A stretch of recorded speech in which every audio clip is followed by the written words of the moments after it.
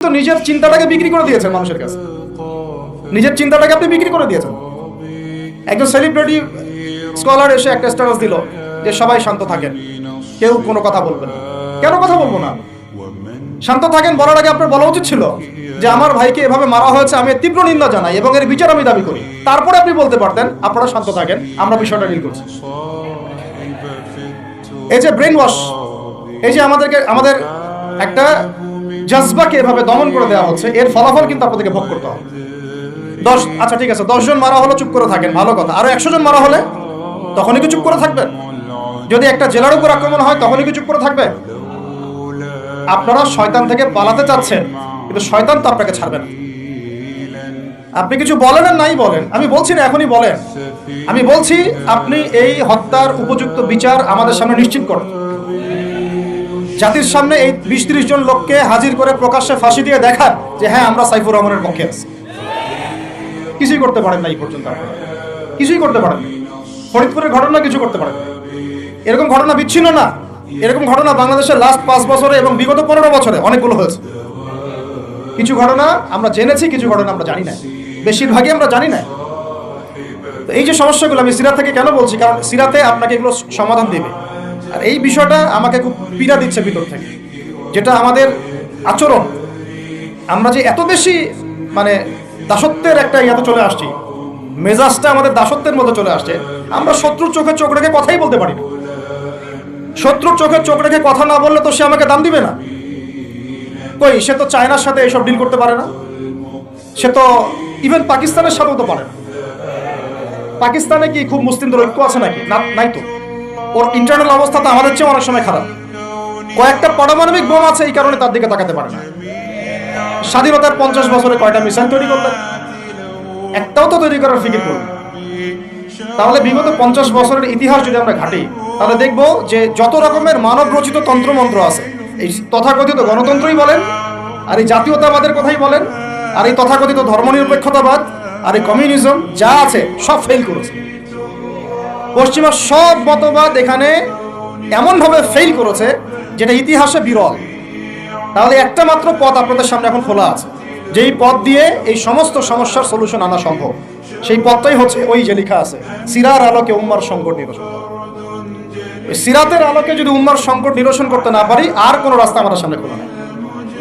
দিন কায়েমের শর্ত 3টা বলেছেন না? 3 নম্বর শর্তটাই হচ্ছে এটা যদি ইবাদত হয়, দিন কায়েম যদি একটা ইবাদত হয়ে থাকে, তাহলে সেই ইবাদত কবুল হবে শুধু একজন ব্যক্তির তরিকায়। কার তরিকায়? মুহাম্মদ রাসূলুল্লাহ সাল্লাল্লাহু আলাইহি ওয়াসাল্লামের তরিকায়। ইবাদত হতে হবে এক আল্লাহর জন্য, হালাল রিজিক থাকতে হবে, এবং তরিকা হতে হবে কার? মুহাম্মদ রাসূলুল্লাহ সাল্লাল্লাহু আলাইহি ওয়াসাল্লাম। তো মুহাম্মদ সাল্লাল্লাহু আলাইহি ওয়াসাল্লামের তরিকাই হচ্ছে সিরাত, যেটার মধ্য দিয়ে আমরা দিন কায়েম করব ইনশাআল্লাহ। আর কোনো রাস্তা খোলা নাই। যত তন্ত্রমন্ত্র নিয়ে আসো, যত তন্ত্রমন্ত্র, এখন তো 4টা-5টা আছে, আরো যদি নতুন কোনো তন্ত্রমন্ত্র নিয়ে আসে, তারপরেও এই জাতির মুক্তির কোনো পথ নাই সিরাত ছাড়া। এখন আমাদেরকে আগে সিরাত পড়তে হবে ভাই, সবাইকে আগে সিরাতটা পড়তে হবে। সিরাত পড়লে পরে আপনারা বুঝতে পারবেন যে ইনশাআল্লাহ তাআলা কোন পথে আমাদেরকে হাঁটতে হবে। এখানে টপিক অনেক ডিপ দেওয়া হয়েছে, অত ডিপে গেলে আমাদের সারা রাত চলে যাবে। আমি শুধু ভাষা কয়েকটা পয়েন্ট বলতেছি, একটু মনোযোগ দেন।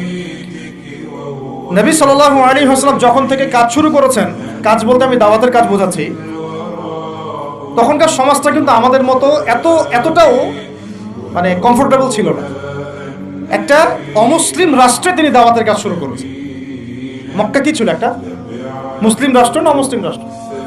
অমুসলিম একটা রাষ্ট্রে তিনি অ্যাজ এ নবী তার দাওয়াতের কাজ শুরু করেছেন। সুবহানাল্লাহ। এবং তিনি সেই রাষ্ট্রের একজন পরিচিত ব্যক্তিত্ব, যাকে as-সাদিক আল-আমিন বলে ডাকা হয়, যার আগেও কোনো গুনাহ নাই, পরেও কোনো গুনাহ নাই। এমন একজন ব্যক্তিত্ব তিনি, যার আগেও কোনো গুনাহ নাই, পরেও কোনো গুনাহ নাই, এবং তিনি একটা অমুসলিম রাষ্ট্রে ওহী প্রাপ্ত হয়ে আমাদের কাজ শুরু করেন। আর আমরা তো মুসলিম রাষ্ট্রে বসে আছি, আমরা তো মক্কায় নাই। আমরা কি মক্কায় আছি? আমরা তো মক্কায় নাই। যদি মক্কায় না থাকি, তাহলে এরকম নতজানু পররাষ্ট্রনীতি কেন? আমরা যদি মক্কার মতো পরিবেশে না থাকি, তাহলে এত নতজানু পররাষ্ট্রনীতি কেন? তাহলে ভারতের মধ্যে আমাদের যে মুসলিম ভাইরা আছে তারা কি করবে? তাহলে ভারতের যে মুসলিম ভাইরা আছে তারা কি করবে? তারা কি ওদের পা ধরে ইয়ে করবে, সালাম করবে? হিন্দুদের পা ধরে সালাম করবে? বলেন তো। আমরা তো একটা মুসলিম রাষ্ট্রে আছি, মুসলিম রাষ্ট্রে থাকতে এত নতজন পররাষ্ট্রনীতি কেন, এত দাসত্বের শৃঙ্খল কেন? তো তিনি দাওয়াতের কাজ শুরু করেছেন প্রথম কি দিয়ে, এটা একটা ফ্যাক্ট। আমরা আসলে আলোচনাগুলো আপনাদের চাইতে তাদের শোনা দরকার, যারা আলোচনা যারা করে। মানে আমি চাই বেশি বেশি তাদের সাথে কনভারসেশন করতে, যারা উম্মাকে নিয়ে ফিকির করেন, দাওয়াতের কাজ করতে চান, বা মুআল্লিম বা আলেম বা হাফেজ, তাদের সাথে কথা বলা দরকার, তাদেরকে আগে বোঝানো দরকার বিষয়। অনেকেই বুঝেন, অনেকে বায়াবিও দাওয়াতি কাজ করছেন উইদাউট এনি প্ল্যাটফর্ম, অনেকে দাওয়াতি কাজ করছেন উইদাউট এনি কানেকশন উইথ ওলামা, আলেমদের সাথে কোনো কানেকশন নাই, দাওয়াতের কাজ করতে আসেন, একটা বায়াবিও প্ল্যাটফর্ম ক্রিয়েট করে রাখতেছেন। আমি আপনাদেরকে পুরা পথ পদ্ধতি এখানে গিলায় খাওয়াই দিতে পারবো, কিন্তু বিশ্বাস করেন গিলে খাওয়ার পরে আপনি কিছু করতে পারবেন। কেন পারবেন না? আপনার কোনো অ্যাসোসিয়েশন নাই, কোনো ফাউন্ডেশন নাই, কোনো সংগঠন নাই, কোনো রাজনৈতিক ক্ষমতা নাই, কোনো রাজনৈতিক দলও নাই, রাজনৈতিক কোনো অ্যাপ্রোচও নাই। কিন্তু একটা সেকুলার রাজনৈতিক দল আপনার চেয়ে ভালো ফিল্ড ওয়ার্ক করতে পারবে, কারণ তার চেইন অফ কমান্ড আছে। আমাদের তাওহীদপন্থীদের কোনো চেইন অফ কমান্ডই নাই। বলে আসতেছি বিগত 5 বছর 10 বছর থেকে একই বয়ান, মাথায় ঢুকে না জিনিসটা। চেইন অফ কমান্ড বলে একটা কিছু আছে, যেখানে একজন আমির নাই, যেখানে একজন ইমারা নাই, একটা আমির নাই, আসসামু ওয়া তাআ নাই, বায়আ নাই, যেখানে শুনলাম মানলাম আনুগত্য করলাম, আমির মামুর জামা ইমারা এগুলো নাই, সেখানে তো চেইন অফ কমান্ড আসবে না। তাবলিগ জামাত কাজ করছে না, করছে কিনা? একটা শুরা পর্ষদ আছে না, শুরায়ে নিজামি আছে না, আমির আছে না, কাজ করতেছে, ফলাফল পাচ্ছে মাশাআল্লাহ। জামাত ইসলাম কাজ করছে না, একটা চেইন অফ কমান্ড আছে, প্রত্যেকটা জেলায় জেলায় শাখা আছে, তারা তাদের উপরের লেভেল থেকে কোনো ডিরেকশন আসলে সেটাকে রুট লেভেলে বাস্তবায়ন করছে। তারপরে ধরেন যে ইভেন এই যে আওয়ামী লীগ চলে গেল, তার একটা চেইন অফ কমান্ড ছিল না, ছিল কি না? উপরে যে বলতো জঙ্গি, নিজের ওই ব্যক্তিও বলতো হ্যাঁ সেই জঙ্গি, এমন একটা চেইন অফ কমান্ড ওদের ছিল না? এখন বিএনপি যারা রাজনীতি করতেছে ওদের নাই, আছে। এখন আপনি বলেন ইসলামপন্থীদের রাজনৈতিক দল কয়টা? একটা আছে আমাদের শাসনতন্ত্র, একটা হচ্ছে হেফাজত ইসলাম, আর কি হেফাজত ইসলাম তো আসলে কোনো রাজনৈতিক ব্যাকগ্রাউন্ড থেকে আসে না, এটা এসেছে আপনারা তো জানেন হিস্ট্রি, কোন প্রেক্ষাপটে এটা তৈরি হয়েছে, শাপলা চত্বরে ঘটনা, তাই না? আর জামাত ইসলাম। আর কথা হচ্ছে যে আমাদের তো মানে পৃথক পৃথক প্ল্যাটফর্মগুলোর মধ্যে একটা ঐক্যবদ্ধ সমন্বয় সবার আগে দরকার, তারপরে আমাদের একটা বৃহত্তর চেইন অফ কমান্ড দরকার। তখন কি হতো যে উপর থেকে একটা কিছু ছেড়ে দিলে একদম নিচ পর্যন্ত আসতে সময় লাগতো।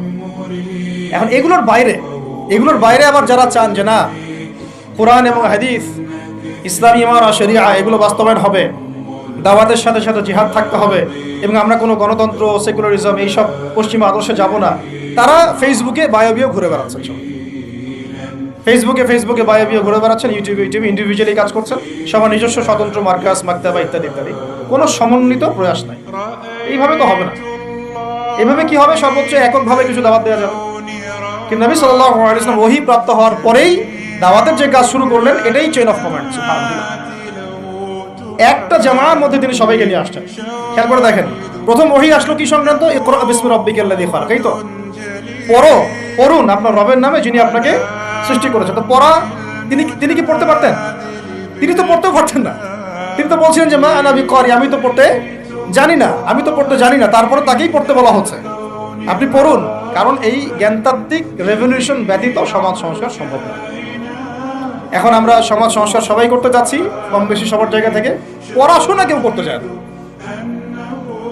আল্লাহর কসম করে বলছি, যারা ইভেন দাওয়াতের কাজ করছে এইসব জায়গায় আমরা যারা দাঁড়ায় আছি না, তাদের অনেকেই ওলামায়ে কেরামের সাথে কোনো তাআল্লুকই নেই, কোনো সিলেবাস নাই, কোনো পড়াশোনা নাই, কোনো ক্রাইটেরিয়া নাই, কোনো অ্যারাবিক শেখার কোনো ফিকির নাই, কুরআন শেখার কোনো ফিকির নাই, তাফসীর শেখার কোনো ফিকির নাই। আমি দাওয়াতের কাজ করতেছি, সুবহানাল্লাহ, মানুষ আমাকে সেলিব্রিটি মনে করে, দ্যাটস অল। এভাবে হয়? এভাবে কি দাওয়াতের কাজ হয়? অথচ নবী সাল্লাল্লাহু আলাইহি ওয়াসাল্লামকে আল্লাহ পাক পড়তে বলছেন। তাহলে প্রথম দরকার আমাদের জ্ঞানতাত্ত্বিক রেভলিউশন, যেটা বললাম যে বিগত 50 বছরে অলরেডি আমাদের ঘরে ঘরে একজন করে আলেম, একজন করে হাফেজ থাকা উচিত ছিল। এটা বিগত 50 বছরের শিক্ষা সিস্টেমটা এমন ভাবে সাজানো হয়েছিল যেটা একটা ধর্ম নিরপেক্ষ শিক্ষা সিস্টেম। এটা এই যে একটা ছেলে বসে আছে 30 বছর বয়স, ওর তো অধিকার ছিল যে সে এসএসসি এইচএসসি অনার্স মাস্টার্স লেভেলে এসে কোরআনের অর্থ করার যোগ্যতা সে অর্জন করবে, এটা তার রাইটস ছিল অ্যাজ এ মুসলিম কান্ট্রির একজন সিভিলিয়ান হিসেবে তার রাইটস ছিল এটা, যে আমি একজন মুসলিম কান্ট্রির সিভিলিয়ান, আমার রাইটস আছে স্কুলে গিয়ে কোরআন শেখার, কলেজে গিয়ে কোরআনের তাফসীর শেখার, অনার্স লেভেলে গিয়ে হাদিস পড়তে শেখার, হাদিসের মোতাআলা করার। ইভেন সে মাস্টার্সের পরে ইফতা দেওয়ার মতো যোগ্যতা অর্জন করতে পারতো যদি শিক্ষা সিস্টেমটার মধ্যে সমন্বয় থাকতো। কিচ্ছু করা হয়নি এইসব লেভেলে। 50 বছর ধরে এই জাতিকে শিক্ষার অন্ধকারে রাখা হয়েছে। কওমি মাদ্রাসাগুলো যদি না থাকতো এই দেশ থেকে ইসলামকে মিটাই ফেলে দিত। এটা বাস্তবতা। শুধু কওমি মাদ্রাসাগুলোর এই মেহনতগুলো যদি না থাকতো তাহলে অরিজিনাল ইসলামকে তারা মিটাই ফেলে দিত বাংলাদেশ। টিকে আছে এখন। কিন্তু আমি ওইদিকে যাচ্ছি না, ওইটা অন্য আলোচনা, এটা আমাদের ভিতরের কথা। কথা হচ্ছে একজন জেনারেল শিক্ষিত ছেলে যে এদেশের মুসলিম নাগরিক, তার রাইটস আছে প্রাইমারি স্কুলে সে কোরআন তেলাওয়াত করা শিখতে পারে নাই। কেন পারে না? পিতা মাতাও তো মাশাআল্লাহ সুবহানাল্লাহ সেই কোয়ালিটি। ছেলে 10 বছরে কিছু শিখুক না শিখুক, বাংলা ইংরেজি অঙ্ক তাকে শিখতে হবে। কোরআন হাদিস এগুলো তো কোনো বিষয় না, এগুলো কোনো বিষয় না। আপনাদের কাছে আল্লাহর কসম এগুলো দামি নাই। ওই একদিন দুদিন ওয়াজ মাহফিল আইসা আবেগ দেখার, কোরআন হাদিসের পরে যদি মহব্বত থাকতো ছেলেকে তো আলেম বানাইতেন না, ছেলেকে তো আপনি একজন হাফেজ বানাইতেন কমপক্ষে। আপনি তো ছেলেকে এমন ভাবে গড়ে তুলেছেন আপনার জানাতেই পড়তে পারবে না। তো আমাদের এই স্কুল কলেজ পড়ুয়া ছেলে মেয়েদের রাইটস ছিল এগুলো শিখতে পারে নাই। অনার্সে পড়ে তার বয়স কত? 20 থেকে 25 বছর। 25 বছরে সে 25টা সূরা জানে না, 25টা সূরার নামই জানে না, 25টা সূরার নাম বলতে পারে। কোরআন বিধান কায়েম করতে আসছেন আপনি, সুবহানাল্লাহ। 25টা হাদিস বলতে পারেন না, 25 জন নবীর নামও বলতে পারেন। ইভেন আমাদের নবী সাল্লাল্লাহু আলাইহি ওয়াসাল্লামের সিরাতের জীবনীটা পাতলা কিতাবটাও সে কখনো জীবনে পড়বে। এই অবস্থা মাস্টার্স বিসিএস সব জায়গায় একই চলছে। বিসিএস এর যে ভাইবা হয় সেখানে কি ইসলাম ধরা হয়? বিসিএস এর ভাইবা যখন হয় তখন তাকে কোরআন তেলাওয়াত জিজ্ঞাসা করা হয়? তাহলে আপনি কোরআন তেলাওয়াত করতে পারেন না, রাষ্ট্র চালাবেন কিভাবে? কোরআনের সাথে কোনো তাআল্লুক নেই। তার মানে আপনাদের কনসেপ্ট হচ্ছে রাষ্ট্র আলাদা, কোরআন আলাদা, মানে রাষ্ট্র চালাতে কোরআন লাগে না। আপনার কনসেপ্ট এটাই। হ্যাঁ, না হলে তো কোরআনটা আপনি আনতেন সিলেবাস, তাফসীর আনতেন, হাদিস আনতেন, সিরাত আনতেন। আপনার কনসেপ্ট হচ্ছে রাষ্ট্র আলাদা, কোরআন আলাদা, হাদিস আলাদা, এগুলো পড়াশোনা আলাদা, ব্যাংকিং সিস্টেম, ইকোনমিক্স আলাদা, ইসলাম আলাদা, তাই না? রাজনীতি আলাদা, ইসলাম আলাদা, তারপরে সংস্কৃতি আলাদা, ইসলাম আলাদা, শিক্ষানীতি আলাদা, ইসলাম আলাদা। এই কনসেপ্ট হচ্ছে এদেশের 90% মানুষের কনসেপ্ট। এরা সবাই শিরকের মধ্যে আছে, আল্লাহর কসম করে বলতেছে, সবাই শিরকের মধ্যে আছে। এরা সবাই ধর্মনিরপেক্ষ, সেকুলার। বাদ দিয়ে আমরা যারা দাড়ি টুপিওয়ালা কিছু মানুষ আছি, আমরা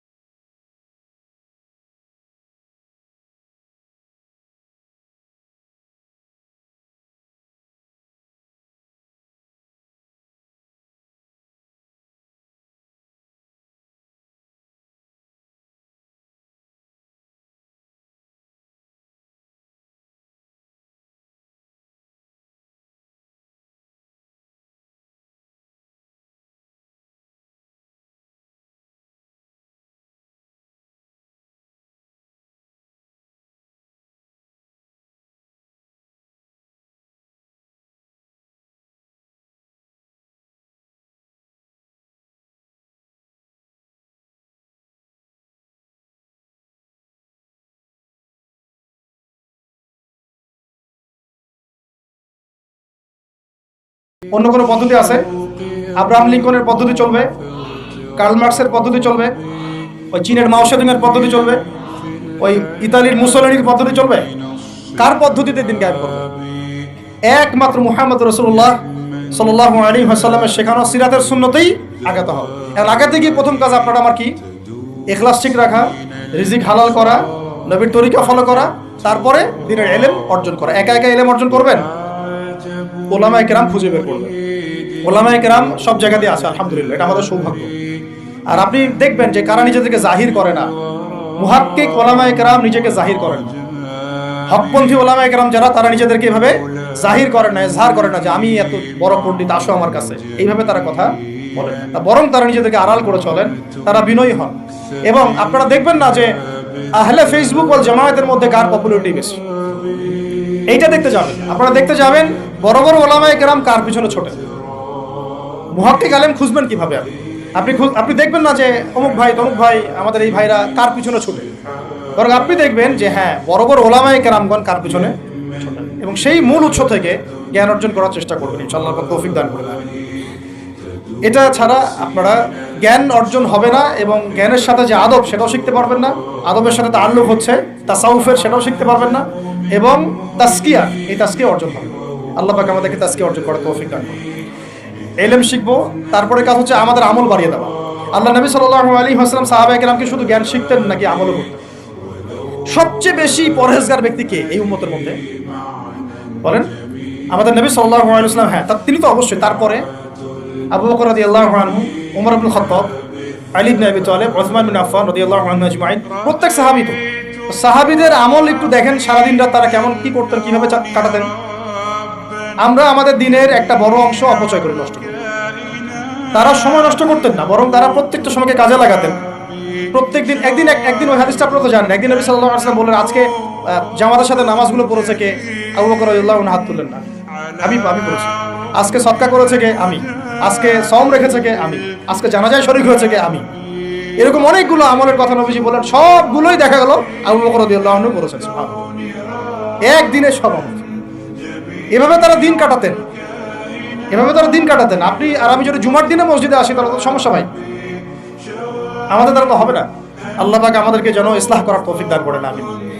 আমল বাড়িয়ে দেওয়া। এবার দেখেন, এবার এই জায়গাটুকু বুঝেন, নবী সাল্লাল্লাহু আলাইহি ওয়াসাল্লাম দাওয়াতের কাজ শুরু করে প্রথমেই প্রকাশ্যে দাওয়াত কিন্তু দেন নাই। প্রথমে তিনি 3 বছর, কত বছর? তিনটা বছর তিনি গোপনে দাওয়াত দিয়েছেন। কত বছর? 3 বছর গোপনে দাওয়াত দিয়েছেন। এখন এই গোপনে দাওয়াত দেওয়ার পরিবেশ আমাদের এখানে দরকার নাই। কেন নাই? কারণ আমাদের এখানে স্পষ্ট দাওয়াত হয়ে গেছে না? এখন তো আমাদের এখানে মক্কার মতো অবস্থা না যে আবার প্রথম 3 বছর গোপনে দাওয়াত দিতে হবে কি? এখন আরো বরং প্রকাশ্যে দাওয়াত দিতে হবে। আলহামদুলিল্লাহ। এই যে বলছিলাম যে এটা আল্লাহ পাকের রহমত যে আমরা এই সময়টা পেয়েছি। এখানে কারো কিন্তু ব্যক্তিগত কোনো ক্রেডিট নেওয়ার সুযোগ নাই। এই যে এখন দাওয়াতের একটা উত্তম প্ল্যাটফর্ম পাওয়া যাচ্ছে, ক্ষেত্র পাওয়া যাচ্ছে, খোলাভাবে কথা বলা যাচ্ছে, এটা কারো রহমত। এটাকে কাজে লাগিয়ে আরো 5 বছর 10 বছর আমাদেরকে দাওয়াত দিতে হবে। কিসের দাওয়াত? দিন কায়েমের দাওয়াত। কিসের দাওয়াত? ইসলাম ব্যক্তি জীবনে আছে, ইসলামকে এখন নিয়ে যেতে হবে সমাজে, ইসলামকে নিয়ে যেতে হবে অর্থনীতিতে, ইসলামকে নিতে হবে রাজনীতির মধ্যে। ইসলাম যখন সমাজে, অর্থনীতিতে, সংস্কৃতিতে, শিক্ষানীতিতে এবং রাজনৈতিক ক্ষেত্রে যাবে, তখন আমরা ইনশাআল্লাহ চূড়ান্ত বিজয় লাভ করব। এখন যদি পার্শ্ববর্তী শত্রু রাষ্ট্রগুলো আমাদেরকে আক্রমণ করে, আপনি তো ব্যক্তিগতভাবে জিহাদের ঘোষণা দিতে পারবো না, পারবেন? কিন্তু এখন যদি আমার আপনার হাতে রাজনৈতিক ক্ষমতা থাকতো, তাহলে আমরা দেখাই দিতাম যে একজন সাইফুরকে মারলে কতজনের লাশ পড়ে। একজন ফেলানিকে যদি কাঁটাতারে ঝুলাই দেওয়া হয়, ওরকম 10টা বিএসএফকে মারার ক্ষমতা আমাদের আছে। এই শক্তি সামর্থ্য আমাদের ভাইদের আছে। আমাদের দাওয়াতের কাজ শুধু আমভাবে জনগণের মধ্যে করলে হবে না, পুলিশের মধ্যে দাওয়াতের কাজ করতে হবে, র্যাবের মধ্যে দাওয়াতের কাজ করতে হবে, আমাদের আনসারদের মধ্যে দাওয়াতের কাজ করতে হবে, বিজিবি ভাইদেরকে প্রশিক্ষিত করতে হবে। সবচেয়ে বড় কথা, আমাদের সেনাবাহিনীকে, বিমান বাহিনীকে শক্তিশালী করতে হবে। অত্যাধুনিক অস্ত্র তাদের হাতে থাকতে হবে, এবং তাদের মধ্যে সবকিছুই আছে, মাশাআল্লাহ, পটেনশিয়াল আছে, প্রতিভা আছে, শারীরিক শক্তি আছে, ট্রেনিং আছে। ইমানটাকে মজবুত করতে হবে, তাদেরকে ইমানের দাস দেওয়া লাগবে। আপনারা যারা শুনবেন এগুলো, লেকচার অনলাইনে গেলে শুনবেন, তারা ইনশাআল্লাহ শুধুমাত্র জাতিসংঘের একটা মিশনকে জীবনের লক্ষ্য বানাবেন না। আপনারা জাতিসংঘের একটা মিশনে যাওয়া আপনার জীবনের লক্ষ্য না। আপনাকে যদি আল্লাহ পাক প্রশাসনিক দায়িত্ব দিয়ে থাকেন, আল্লাহর জন্য শহীদ হওয়াটা আপনার জীবনের সবচেয়ে বড় সৌভাগ্য। এইদিকে আমরা তো তাদেরকে এখন হাঁটাতে পারছি না, কারণ ওই ক্ষমতা আপনার আমার হাতে নাই। ইসলামকে ওই রাজনৈতিক জায়গায় নিতে হলে সিরাতের সুন্নতে আগাতে হবে। আল্লাহ পাক তৌফিক দান করুন। এবার প্রকাশ্যে দাওয়াত শুরু হলো 4 নম্বর বছর থেকে 10ম বছর পর্যন্ত। এই প্রকাশ্যে দাওয়াত যখন শুরু হয়েছে তখনই ব্যাপক নির্যাতন শুরু হয়েছে, ব্যাপক নির্যাতন। এই অবস্থানটা আমরা পার করেছি বিগত সময়গুলোতে, এখনো পার করছি, তাই না? এই অবস্থাটা কিন্তু আমরা আগেও পার করেছি, এখনো পার করছি।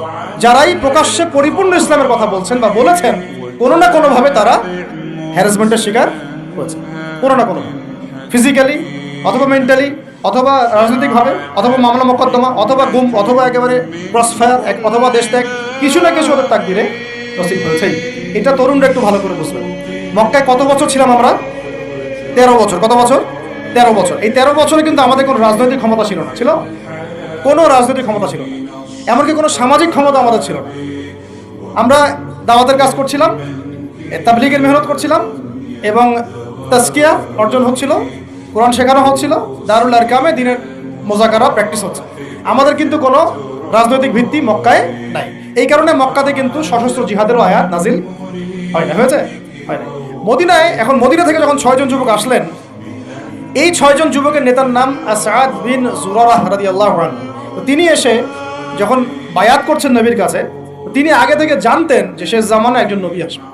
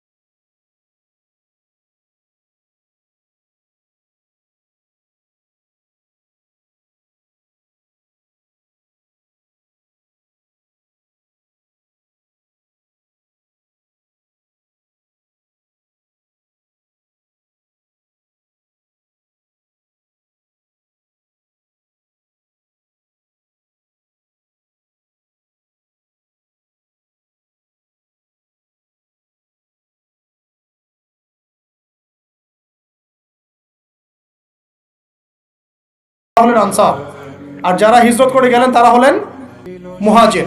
নবীজি আনসার আর মুহাজিরদের মধ্যে ভ্রাতৃত্বের বন্ধন স্থাপন করলেন। এই যে আমাদের দরকার এখন ঐক্যের প্ল্যাটফর্ম। কি দরকার? ঐক্যের প্ল্যাটফর্ম। সেখানে তারা ভূখণ্ড পেলেন, রাষ্ট্র ক্ষমতা পেলেন, ভ্রাতৃত্বের বন্ধন হলো, পার্লামেন্টের মতো মসজিদ হয়ে গেল, এবং ওখানে ছিল আরো কিছু মুশরিকরা ছিল, তাদের সাথে মদিনা সনদ বা একটা চুক্তি হলো, এটা একটা কনস্টিটিউশন, সংবিধান হলো। এই জায়গায় আমরা এখনো যেতে পারছি? আমাদের সেরকম আলাদা কোনো স্বতন্ত্র ইসলামিক কান্ট্রি নাই, আমাদের সেরকম ইসলামিক কোনো কনস্টিটিউশন নাই, ইসলামিক আমাদের মধ্যে ইভেন ভ্রাতৃত্বের বন্ধনও নাই, ওই রকম কোনো একজন আমির এবং একটা জামাআ আমাদের মধ্যে এখন আমরা মদিনা রাষ্ট্র কায়েম করতে পারি নাই। মদিনা রাষ্ট্র কি সেকুলার রাষ্ট্র ছিল? ধর্মনিরপেক্ষ রাষ্ট্র ছিল কি? মদিনা রাষ্ট্র কি জাতীয়তাবাদের আদলে গড়ে উঠেছে বা কমিউনিজমের আদলে গড়ে উঠেছে? গণতন্ত্রের আদলে? মদিনা রাষ্ট্র গড়ে উঠেছে শরিয়ার আদলে, মানে কোরআন এবং সুন্নাহর বিধানের আদলে। ওখানে কি অন্য ধর্মের মানুষরা ছিল না? ছিল। তাদের সাথে কোনো কনফ্লিক্ট হয়েছে? তাদের অধিকার খর্ব করা হয়েছে? হ্যাঁ, তাদের সাথে জুলুম হয়েছে? না, বরং তাদের সাথে আমরা হৃদ্যতা মহব্বতের সম্পর্ক রেখে চলেছি যতক্ষণ পর্যন্ত না তারা কোনো ফল্ট করেছে। যেমন বনু কুরাইজা ফল্ট করেছে, ওর সাথে যুদ্ধ হয়েছে, বের করে দিয়েছে। বনু নাজির ফল্ট করেছে, ওকে বের করে দেওয়া হয়েছে। বনু কাইনুকা ফল্ট করেছে, ওকে বের করে দেওয়া হয়েছে। যখন যে চুক্তি ভঙ্গ করেছে তখন তার সাথে আমরা আক্রমণাত্মক আচরণ করেছি, শাস্তিমূলক। কিন্তু যতক্ষণ পর্যন্ত ওরা চুক্তি ভঙ্গ করে নাই, আমরা সবাই মিলে একটা ঐক্য সংহতি রক্ষা করেই চলেছি। আমরা কি এখন ওরকম কোনো রাষ্ট্র পেয়েছি? এখন আমাদের সামনে এইরকম একটা মদিনা রাষ্ট্র গড়ার ফিকির করতে হবে। এই জায়গায় যদি ইসলামকে আমরা নিতে না পারি বাংলার জমিনে, তাহলে না হবে মদিনা, আর না হবে সেখান থেকে কোনো মক্কা বিজয়। মক্কা বিজয় কি আগে হয়েছে? না, আগে মদিনা রাষ্ট্র কায়েম হয়েছে। তো মদিনা রাষ্ট্র কায়েম করার আগেই আমাদের অনেক আমির সাহেব তারা আবার গণক্ষমা ঘোষণা করছেন। মন খারাপ করেন আপনারা? হ্যাঁ, আমাদের অনেক আমির কি করছেন? গণক্ষমা ঘোষণা করছেন। আপনি তো মক্কা বিজয় করেন না এখন যে গণক্ষমা ঘোষণা করুন। কেন গণক্ষমা ঘোষণা করুন? কোন অধিকার, কোন রাইটস? তারা তো জুলুমের উপর জুলুম করেছে, জুলুমের উপর জুলুম, হত্যার উপর হত্যা, গুমের উপর গুম, খুনের উপর খুন, ক্রসফায়ারের উপর ক্রসফায়ার। আপনি কে গণক্ষমা করা? এটা তো জনগণ করবে। আপনাকে তো একা অথরিটি দেওয়া হয় নাই। আর আপনি তো মদিনা রাষ্ট্রের আমিরও নন, আর মক্কা বিজয়ের আমিরও নন। এই যে অতিরিক্ত ডিপ্লোমেসি অ্যাপ্লাই করতে যান আপনারা, গণতান্ত্রিক রাজনীতি যারা করতে যান, আপনারা সিরাতের সুন্নত থেকে হারায় যান। সিরাতের সুন্নত আমাদের এখন যাইতে হবে মদিনা রাষ্ট্রে। তো মদিনা রাষ্ট্র কি এটা আগে বুঝবেন। একটা নির্দিষ্ট রাষ্ট্র যেটা আমাদের আছে, মাশাআল্লাহ আছে তো, বাংলাদেশ যদি ধরি আছে তো একটা রাষ্ট্র। লাগবে জনসংখ্যা আছে তো, লাগবে মুসলিম সংখ্যাগরিষ্ঠতা আছে তো, লাগবে মুসলিমদের মধ্যে ভ্রাতৃত্বের বন্ধন, এইটা হয়তো নাই। এটা আমাদের করতে হবে। যে ভ্রাতৃত্ব জায়গায় দুর্বলতা সেটা অচিরেই ঘুচিয়ে ফেলতে হবে। আল্লাহ পাক তৌফিক দান করেন। লাগবে ইসলামিক সংবিধান আছে, 50 বছরও হয়েছে, তাহলে এখন সংবিধান সংস্কারের প্রশ্ন আসলে সবাইকে জবাব দিতে হবে, হ্যাঁ সংস্কার চাই, ইসলামিক সংবিধান চাই, ব্যাস খালাস। ওইটা না হলে তো আপনার রাষ্ট্র ইসলামিক হবে না। ওইটা না হলে কি রাষ্ট্র ইসলামিক হবে? আমাদের আবেগ, কেউ লিখে দিল উপরে বিসমিল্লাহির রহমানির রহিম, মানব রচিত সংবিধানের উপরে লিখে দিল বিসমিল্লাহির রহমানির রহিম। বাঙালি তো একদম আবেগে মাতোয়ারা। আরে বাপরে বাপ, আমাদের তো সংবিধানে বিসমিল্লাহ আছে। বিসমিল্লাহ বলে ভাই মদ খাইলে লাভটা কি? নিচে তো মদের লাইসেন্সের দেওয়ার কথাও আছে, নিচে তো ট্রান্সজেন্ডারও আছে, নিচে তো আরো অনেক কিছুই আছে, সমকামিতাও আসতেছে। তো বিসমিল্লাহ উপরে থাকলে আমার লাভ কি আর ক্ষতি কি? বিসমিল্লাহ উপরে থাকার পর যখন A to Z ইসলামিক থাকবে তখন বুঝবে হ্যাঁ এটা ইসলামিক কনস্টিটিউশন হয়েছে। আছে ওটা নাই? তাহলে এটা করতে হবে। তারপরে দেখবেন একজন আমাদের প্রেসিডেন্ট লাগবে, মুসলিম প্রেসিডেন্ট, যিনি উমর রাদিয়াল্লাহু আনহুর মতো ইনসাফ আদালত কায়েম করবেন। এবং আমরা আনসার ও মুহাজিরদের মধ্যে ভ্রাতৃত্বের বন্ধনে থাকবো, আপোষের মধ্যে কোনো কোন্দলে যাব, তাদের আনুগত্য করে চলবো। আছে এরকম কিছু হয়েছে? হয় নাই। এরপরে নবী সাল্লাল্লাহু আলাইহি ওয়াসাল্লাম সামরিক বাহিনী গঠন করেছেন, এটা আমাদের আছে মাশাআল্লাহ। খালি তাদেরকে ইমানি প্রশিক্ষণ দেওয়া দরকার। এরপরে নবী সাল্লাল্লাহু আলাইহি ওয়াসাল্লাম অর্থনৈতিক ভিত্তি শক্ত করেছেন। আমাদের দেশে অর্থনৈতিক ভিত্তি শক্ত করার সুযোগ নাই? অবশ্যই আছে, এবং আমরা এটা করতে পারবো ইনশাআল্লাহ। এরপরে নবী সাল্লাল্লাহু আলাইহি ওয়াসাল্লাম সীমান্ত সুরক্ষা করেছেন। সীমান্ত সুরক্ষার আমাদের বাহিনী নাই? করতে পারবো ইনশাআল্লাহ। এরপরে তিনি করেছেন অস্ত্র শস্ত্র তৈরি করেছেন দেশের মধ্যে, মদিনাতেই তৈরি করেছেন। বদর যুদ্ধ করতে যাওয়ার সময় কার অস্ত্র কোথায় পেয়েছেন? কিনেছেন কারো কাছ থেকে? তৈরি করেছেন কোথায়? মদিনায়। তো আমরা আমাদের দেশে বিশ্বমানের অস্ত্র তৈরি করতে পারি না? করা হয়েছে বিগত 50 বছরে। হয় না। তারপরে সারিয়া অভিযান হয়েছে, প্রথমেই কিন্তু গাজওয়ায়ে বদর হয় না, প্রথমে কিছু কিছু সারিয়া হয়েছে, টহল বাহিনী পাঠিয়েছেন নবী সাল্লাল্লাহু আলাইহি ওয়াসাল্লাম, দেখো ওইখানে কাফেলা আক্রমণ করো, ওইখানে কাফেলা আক্রমণ করো। এবার ইসলাম আর ডিফেন্সিভ চিন্তা করে না, বরং ইসলাম সেনাবাহিনী প্রেরণ করেছে বিভিন্ন জায়গায় যুদ্ধের জন্য। অনেকগুলো সারিয়া হয়েছে, প্রায় 8টা 10টা।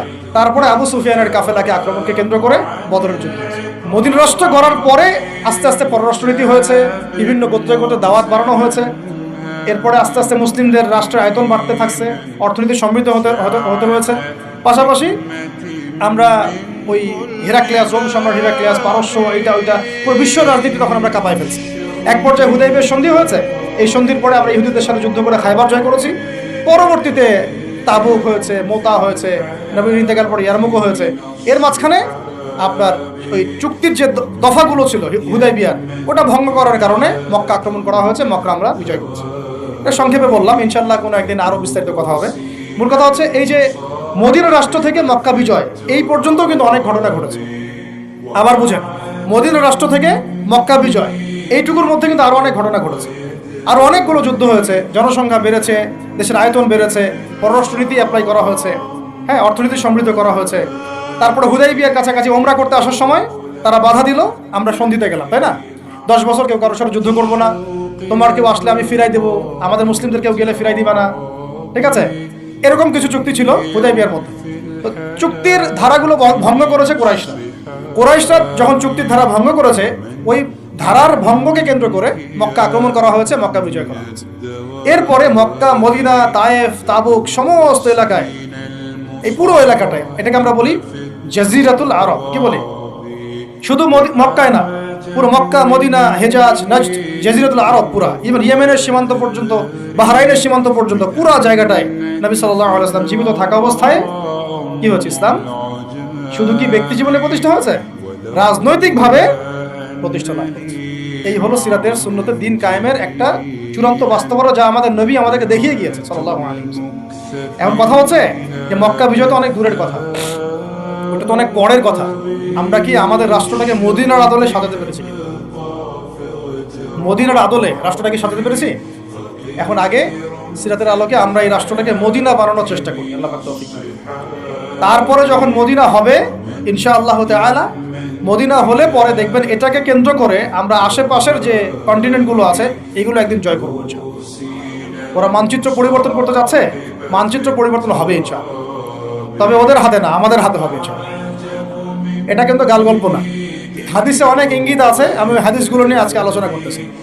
হাদিসে এরকম অনেক ইঙ্গিতই আছে, ঠিক আছে? যে এখন আপনারা যে ওয়ার্ল্ড অর্ডারে যাচ্ছেন, এই ওয়ার্ল্ড অর্ডারে এই যুদ্ধ বিগ্রহ ছাড়া কোনো অপশন নেই, এগুলো চলতে থাকবে। খোরাসান, ইয়েমেন, সিরিয়া, শাম, প্যালেস্টাইন সব জায়গা মুসলিমদের করতলগত হবে ইনশাআল্লাহ।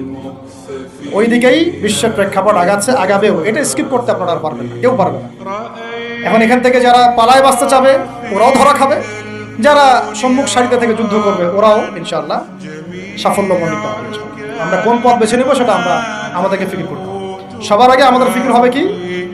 এই রাষ্ট্রটাকে মদিনার আদলে একটা রাষ্ট্রে পরিণত করা। আল্লাহ পাক আমাদেরকে সেই তৌফিক দান করেন। তারপরে ইনশাআল্লাহ সাপের লেজ কাটলে মাথাও কাটবো ইনশাআল্লাহ।